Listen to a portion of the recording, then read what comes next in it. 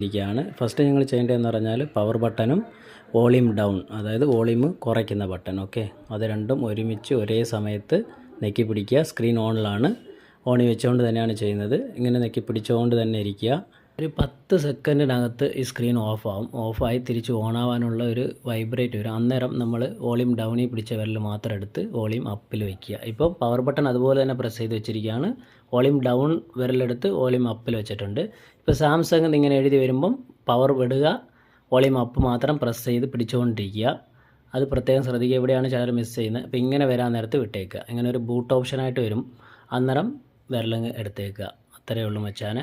ഇനി നമുക്ക് വളരെ സിമ്പിളാണ്. ഇവിടെ നമുക്ക് അറിയാൻ പറ്റും, എല്ലാം വായിക്കുമ്പോൾ തന്നെ നിങ്ങൾക്ക് മനസ്സിലാവും. അതിൽ വൈപ്പ് ഡേറ്റയിലോട്ട് വരിക, അതുകൊണ്ടോ വൈപ്പ് ഡേറ്റ, അവിടെ വോളിയം ബട്ടൺ ഉപയോഗിച്ചാണ് നമ്മൾ മുകളിലും താഴേക്ക് നീക്കുന്നത്. അപ്പോൾ അവിടെ കൊണ്ടുവന്നിട്ട് പവർ ബട്ടൺ ഉപയോഗിച്ച് ഓക്കെ കൊടുക്കുക. ഓക്കെ കൊടുത്തു.